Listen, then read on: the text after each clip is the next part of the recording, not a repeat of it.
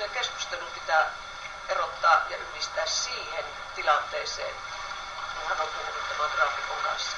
Ei ole myöntänyt, koska edelleenkään ei ole minkäänlaista laittomuutta tapahtunut. Ei maksussa eikä rahassa.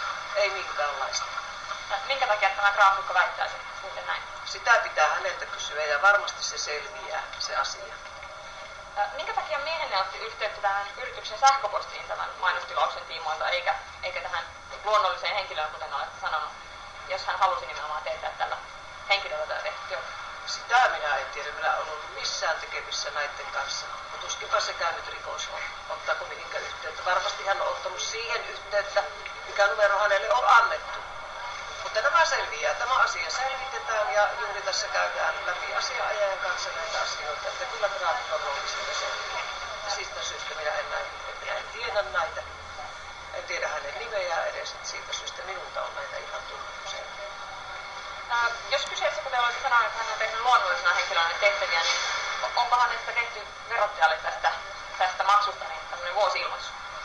Näitä pitää nyt teidän kysyä graafikolta, koska hän on varmasti omalta osaltaan hoitanut näitä niin kuin parhaaksi on nähnyt, mutta toistan, nämä asiat selvitetään, juristi selvittää nämä ja silloin tulee varmasti graafikon rooli ihan perusteellisesti selvittää.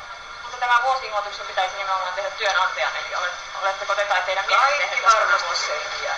Minä en ole ollut näyttämässä missään tekemisissä, en missään. Milloin aiotte sitten kertoa näihin kysymyksiin vastaukset? Sitten kun juristi on selvittänyt kaikki. Silloin kerron, koska minulla ei ole näihin mitään lisättävää. Voiko tällainen Y-tunnuksen oleva yrittäjä edes tehdä luonnollisena henkilönä? Minä en ota niin kuin sanon, niin tähän yrittäjän tai luonnollisen henkilön tähän graafikon asioihin. Minkäänlaista kantaa. Eli tiedättekö te, että voiko ylipäätään lain mukaan? En ota mitään kantaa. En lähde tulkitsemaan toritapahtumissa lakia. Verohallinnon tänään kertoman kannan mukaan niin tämä tapaus ei välttämättä täytä työsuhteen tunnusmerkkejä, eli jos nimenomaan, kuten olette sanonut, että tämä henkilö on ollut miehenne työsuhteessa. Minä en ole sanonut millään tavalla, että mieheni on ollut kukaan työsuhteessa, vaan graafikko on tehnyt työn ja mies on maksanut hänelle palkkio käteensä. Siinä se on näin. Mikäli tosiaan tämä olisi teidän tilaama kuitenkin niin työ, niin hänestä olisi pitänyt ilmeisesti lain mukaan maksaa. Minä en ota mitään kantaa. Sanon, että mitään laittomuutta ei ole tässä tapahtunut. Ei minkäänlaista tässä maksussa. Kauanko tähän menee, että juristit selvittävät asian? Sitä pitää kysyä juristia. Ilmeisesti nämä juristit ovat teidän tilaamianne, joten tiedättekö te arvioita, että kuinka kauan tämä kestää? Näitä minun nyt tuskin kannattaa kommentoida, keneitä tilaamia on. Ihan haluaisin vaan tietää, että milloin mahdollisesti haluatte kommentoida asiaa, koska kuitenkin kyse on. Sitten vasta kommentoi, kun juristi on sen.